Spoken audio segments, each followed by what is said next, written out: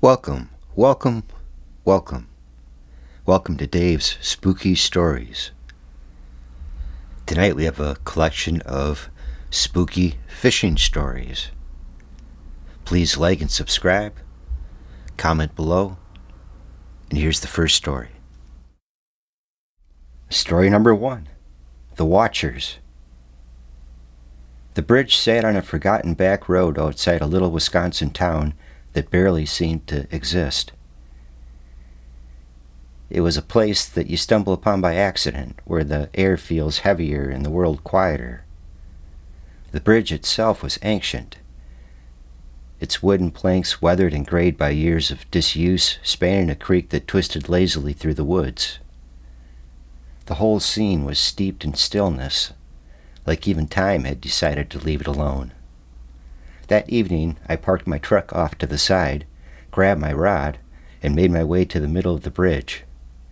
The day had been warm, but the evening brought a cool edge to the air, and the first flickers of fireflies danced at the edges of the creek. I cast my line into the water, watching the ripples spread and then settle, and let the stillness wrap around me. It was peaceful at first. The creek flowed gently below, the soft hum of insects blending with the sound of water trickling over rocks. I was alone, just as I wanted to be. Then out of nowhere, I heard the crunch of gravel. I froze. It wasn't loud, just the faint whisper of tires rolling over loose stones, but it carried in the quiet like a drumbeat. Slowly I turned, and there it was, an old car, black and hulking, rolling toward the bridge. Its headlights were off, its engine silent, and its pace was unnervingly slow. It stopped at the far end of the bridge, the heavy silence filling the space where an idling engine should have been. Then another car emerged from the road behind it, just as old, just as silent. It joined the first, parking in a neat line. Then another, and another. The cars kept coming, each one large, heavy, ghostly quiet. The air seemed to thicken as the doors began to open. People stepped out, moving with deliberate slowness. They were all ages, children clutching dolls, teenagers in hand-me-down jackets, older men and women whose faces were lined and hollow. No one spoke. No one looked at each other. They just moved toward the bridge in silence, fanning out along the edges until they formed a loose semicircle around me. Their eyes locked on me, unblinking, as if I were the only thing in the world. The fishing rod suddenly felt heavy in my hands, and my stomach knotted with unease. I tried to focus on the water, but their presence was impossible to ignore. It wasn't just that they were watching, it was how still they were, how silent, like the world itself was holding its breath. I glanced over my shoulder at my truck, but the cars had boxed it in. If I wanted to leave, I'd have to ask them to move, and something in their unnatural silence kept the words trapped in my throat. My mind raced, trying to piece together an explanation, but none of it made sense. Why were they here? What did they want? The tension pressed against my chest, cold and unyielding. The minutes stretched. My hands trembled as I reeled in my line, more out of habit than hope, and cast again. The splash of the lure hitting the water felt deafening in the silence. I tried to tell myself they were just curious, maybe locals wondering why a stranger was fishing on their bridge.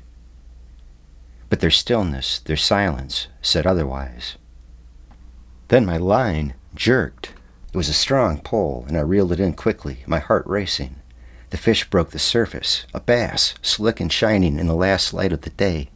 For a moment, all my fear evaporated, replaced by a strange, instinctive joy. I held the fish high, a small smile tugging at my lips. But when I looked up, none of them smiled back. They just stood there, as motionless and silent as before, their faces blank in the dim light. My pulse quickened again, the unease creeping back like a shadow. I lowered the fish and released it into the creek, the splash echoing too loud in the still air. And then, just as silently as they had come, they began to leave. One by one, they turned and climbed back into their cars. The doors shut without a sound, and the silent engines carried the vehicles away, rolling off the bridge and vanishing into the darkness of the road. Within moments, the bridge was empty, the only signs of their presence the faint tracks left in the gravel. The quiet they left behind was almost worse. It was hollow, oppressive, like the air was waiting for something. The creek murmured below, the mosquitoes buzzed at the edges of my vision, and the fireflies flickered weakly in the growing dark. I packed up my gear quickly, my hand shaking as I fumbled with the tackle box. I didn't dare look down the road, afraid of what I might see. When I finally climbed into my truck, my chest was tight and my breath came in shallow gasps. Driving away, the stillness clung to me like a second skin. The road stretched out ahead, empty and dark, but I couldn't shake the feeling that I wasn't truly alone. Even now, I sometimes dream of those cars, their silent engines and watching eyes, and wonder what would have happened if I hadn't caught that fish, or if I hadn't been there at all. Story number 2.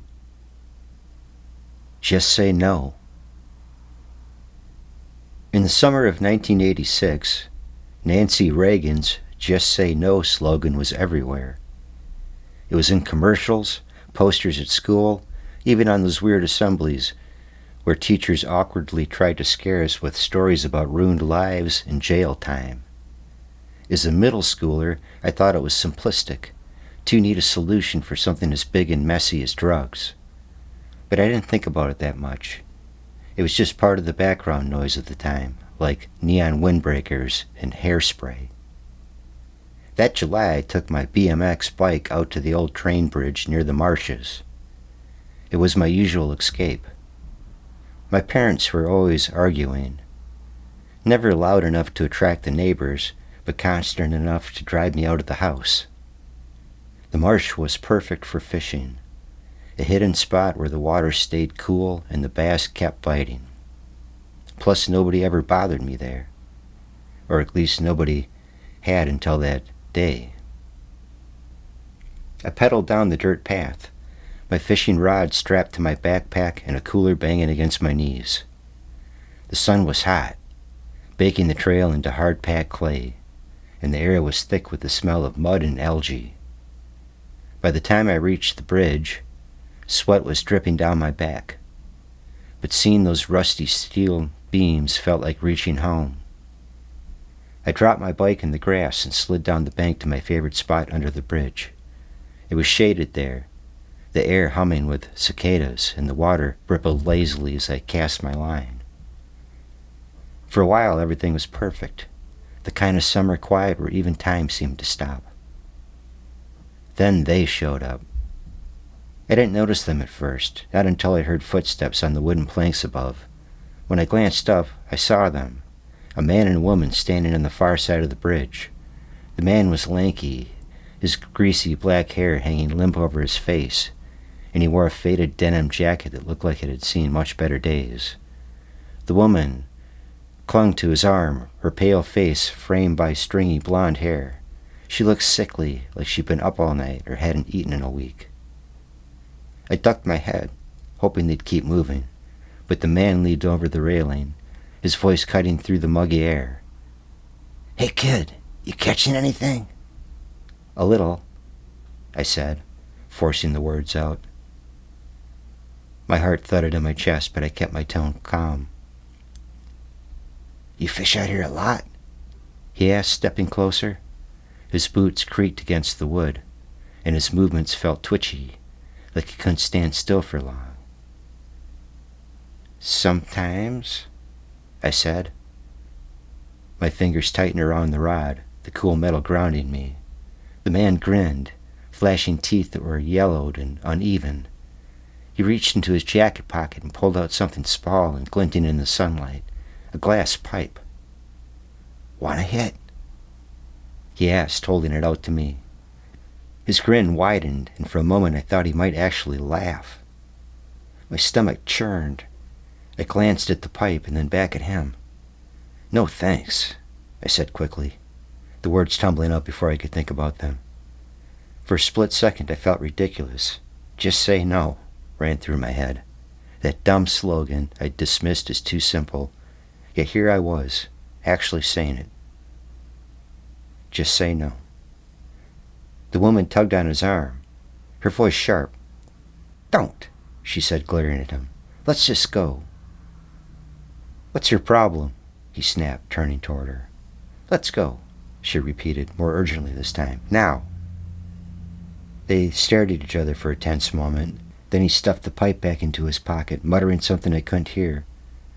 Without another word, they turned and walked back across the bridge, disappearing into the haze of the marsh.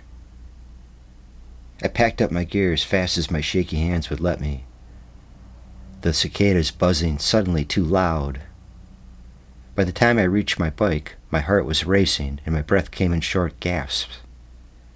I didn't stop pedaling until I hit the pavement, the marsh fading behind me like a bad dream. Years later, I still think about that day. The man, the woman, the pipe. I still wonder about the van parked near the trailhead, its tinted windows hiding whatever might have been inside. I wonder what would have happened if I'd just said yes. Story number 3. Patches. The kayak was a garage sale find, bright orange, scratched to hell, and cheap enough that it felt like a steal. The seller, a man with grease-streaked hands and a baseball cap that had seen better days, assured me it was solid as a rock, despite the patches near the bottom. I should have been more skeptical, but for $25 I couldn't resist. He even threw in an old wooden paddle, and before I knew it I was driving home with a kayak tied to the roof of my car, already imagining myself gliding across the river. That same weekend I decided to try it out. I didn't bother to inspect it or test the patches, which I'd later regret, but at the time the sunny weather and blue skies were too inviting to resist. I loaded the kayak into the car, packed a lunch, and headed for the river, eager to spend the day on the water. The river was beautiful that morning, calm and sparkling in the sunlight, surrounded by trees that leaned out over the banks like they were trying to cool off in the shade. I eased the kayak into the water and climbed in, the old paddle feeling surprisingly sturdy in my hands. For the first 15 minutes, everything was perfect. The current carried me gently downstream as I steered, and it felt like I'd made the deal of the century. Solid as a rock, I thought, the seller's words echoing smugly in my head. But about 20 minutes in, I noticed something strange. My feet were wet. At first I thought maybe I'd splash water inside while paddling, but then I saw it, the telltale glint of water pooling in the bottom of the kayak. My stomach dropped. One of the patches wasn't holding. The realization hit me like a punch. I should have checked it, tested it, done anything other than trusting a stranger's word. But now the water was rising fast and I was in the middle of the river. Panic started to set in as the kayak grew heavier, sinking lower into the current with each passing second. To make things worse, I was drifting closer to the dam. I could hear its low roar in the distance, a sound that had seemed so far away when I got into the water. Now it was all I could think about. The kayak wasn't just leaking, it was sinking, and if I couldn't reach the shore in time, the current would drag me straight toward the dam. Gripping the paddle, I started working furiously. Every stroke felt like a desperate gamble, the kayak wobbling under me as it filled with water. The current seemed stronger now, pushing me faster than I realized, and for 10 long minutes I was sure I wouldn't make it. My mind raced with every worst-case scenario imaginable. Being flipped into the churning water, getting pinned under the kayak, drowning before anyone even knew I was there. The kayak was barely staying afloat, sloshing with every movement, but I kept paddling. I forced myself to focus on the shore, on the sunlight glinting off the rocks, on the one patch of grass that seemed close enough to save me. My shoulders screamed, my arms felt like jelly, and my breath came in short, panic bursts, but I didn't stop. I couldn't stop. When I finally scraped onto the riverbank, I half jumped, half fell out of the kayak, dragging it up behind me as the water poured over its cracks. I collapsed into the grass, soaking wet and shaking, the roar of the dam still echoing faintly in my ears. My entire body felt like it had been wrung out and left in the sun, but all I could think was, I made it. I'm alive. For a while I just lay there, staring up at the June sky. The river kept rushing past, glittering like nothing had happened. It looked so peaceful, so indifferent, and I couldn't decide whether to laugh or cry. I'd been so close to disaster, so certain I wouldn't make it, but now the world seemed brighter, sharper, more alive than ever. It wasn't until later, as I packed up the kayak and drove home, that the regret really set in. I'd been reckless, rushing out into the river without even checking if the patches would hold. I should have known better. No patches, I muttered to myself, gripping the wheel. Never again. The thought of how close I'd come to the dam was enough to send a shiver down my spine. I was sore for a week after that, my arms, my shoulders, even muscles I didn't know existed. But every pain was a reminder, a lesson. Never trust a patched-up kayak, and never let excitement cloud your judgment. That day in June could have been my last, but instead it was a reminder of how good it feels to fight your way back, to stand on solid ground after staring fear in the face. I haven't gotten back on the river yet since then, but maybe someday I will. And when I do, it won't be in a kayak with patches. That much I can promise. Story number 4. On Thin Ice. The Monte Carlo wheezed beneath us, the engine sounding more like a death rattle than a car. Fog blanketed everything in sight, so thick it felt like driving blindfolded. Jake, of course, had no problem with this. He had the confidence of a man who chain smokes his way through life and believes ice is unbreakable. I gripped the edge of my seat with all the authority of someone who had never been ice fishing and didn't particularly want to end up a human popsicle. Huh. You'll love it, Jake said for the 100th time, blowing smoke directly toward my face as though that were a required part of the pep talk. Ice could hold a house. We'll be fine. Houses don't drive, I muttered, glancing nervously out the window. The Monte Carlo wasn't exactly built for off-road adventures, let alone on a frozen lake, and every creak and groan of the tires sent a shiver down my spine. I wanted to believe Jake. Then I saw it. "Jake!" I barked, pointing ahead. "Stop the car! Open water!" Jake snorted in disbelief and took a drag on his cigarette. "Open water? That's a good one. You're seeing things. What's next? Mermaids?" No, seriously," I stammered, my voice climbing in pitch as I jabbed my finger at the windshield. "It's right there, 20 feet away, I swear." Jake squinted, leaning forward until his forehead practically touched the glass. Well, that's not ideal. He tossed his cigarette into the ashtray and casually added, "You think the fish are already biting?" I whipped around to face him, my heart pounding like a bad drum solo. "Jake, I'm not worried about fish. I'm worried about us sinking. We're near the river mouth, aren't we?" Jake scratched his head, cigarette dangling precariously from his lips. "Could be," he admitted sheepishly. "Fog's got me all turned around." "You mean you don't know where we are?" I screeched. Jake shrugged, his grin infuriatingly calm, given the circumstances. "Guess the lake's got a few surprises left in it. Relax, will you? I got this." I did not relax. Instead, I braced myself as Jake slammed the car into reverse. But it was ice, so of course the tires didn't do anything. We just kept sliding. That's when the ice groaned, a low, ominous sound that sent every nerve in my body on high alert. "Did you hear that?" I asked, voice trembling. "The ice just..." "Oh, that," Don't worry about that. That's nothing. That's just the lake's way of saying good morning. Good morning? Jake, we're about to make the front page of the local news. 2 idiots sink car, discovered with tackle boxes and bad decisions. Jake chuckled, the kind of laugh that makes you want to punch someone. The car finally stopped, right by the open water. I could feel my stomach drop. Jake might have been calm, but I was certain this was it. We were done for. Our fate sealed by one bad, foggy adventure. The ice moaned again, louder this time. Jake cursed under his breath. All right, he muttered. Plan B. Floor it in reverse, pray the ice is thick enough. What happened to I got this? I shouted, gripping the dashboard like it was a life raft. I do got this, Jake said, laughing. I just gotta improvise.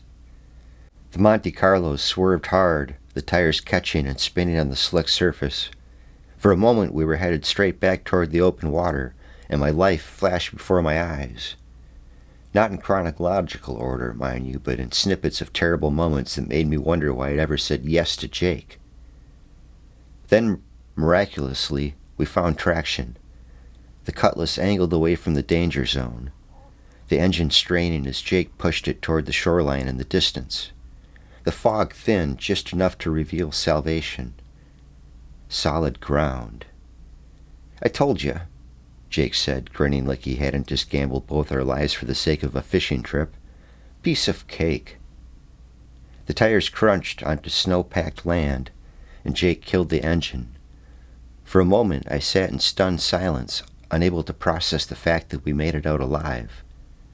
Jake, of course, lit another cigarette like we'd just completed a routine grocery run.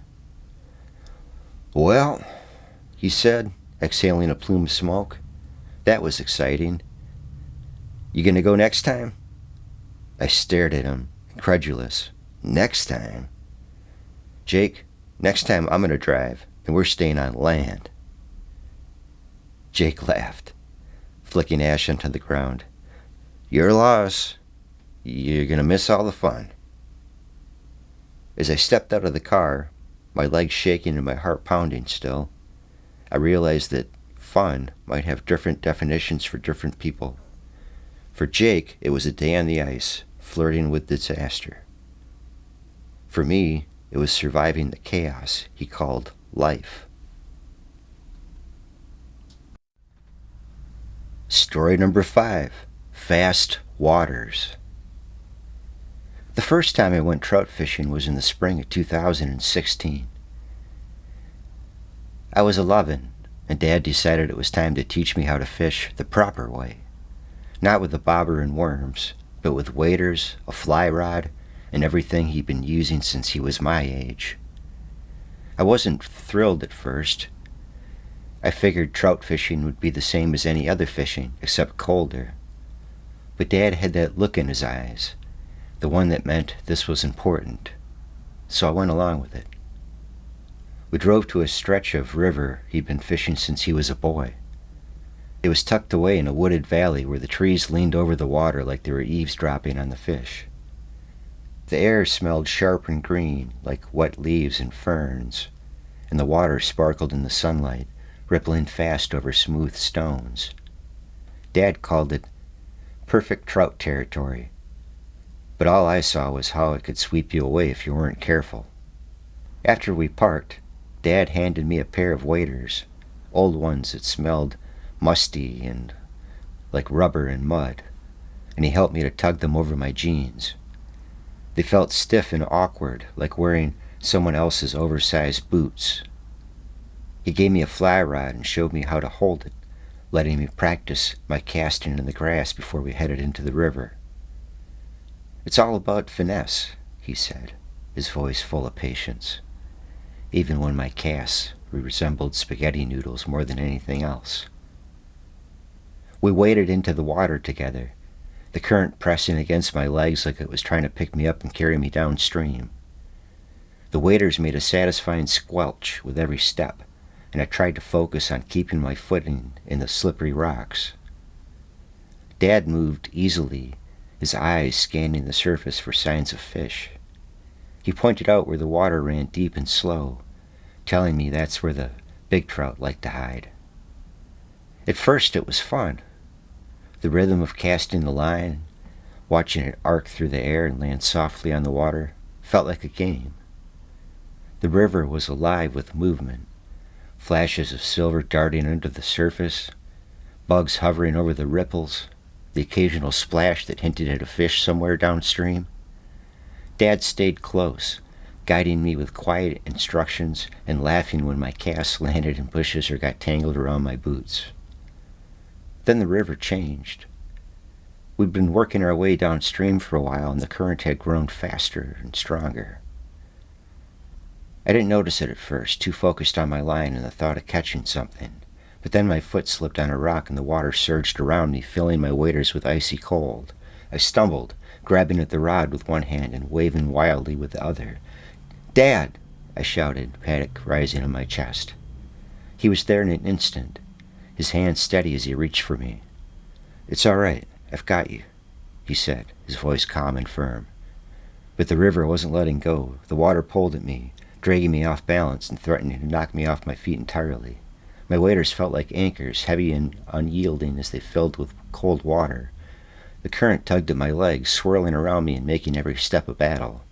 I could see the worry in Dad's eyes as he held on to me, his grip strong. "Hold on," he said, his voice steady. "Just hold on to me." I clung to his arm as he guided me toward the shore, each step slow and deliberate. The water pushed and pulled, as if it were trying to keep me in its grip, but Dad didn't let go. By the time we reached the bank, my legs were shaking and I could feel the icy cold spreading through my clothes. Dad helped me out of the waders, letting the water gush out as I shivered in the sunlight. "That's why you've got to respect the river," he said, his voice soft but serious. "It's beautiful, but it's powerful. You've got to stay aware." I nodded, still catching my breath, and he gave me a reassuring smile. "You did good, though," he said, patting my shoulder. "You stayed calm. That's what matters." We sat together on the bank for a while, the sunlight warming my damp clothes as I watched the river rush by. It was beautiful, I realized, in a wild and untamed way.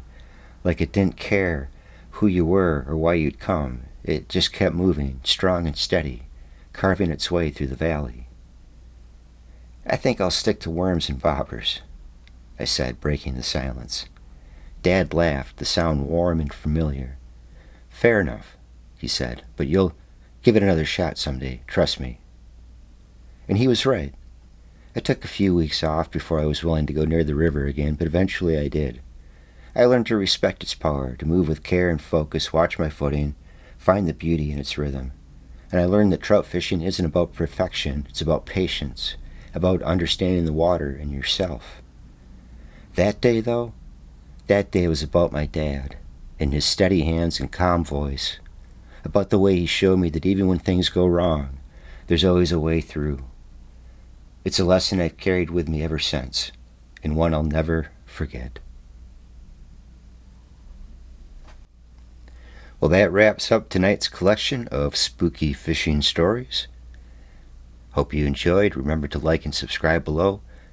Until next time, good night.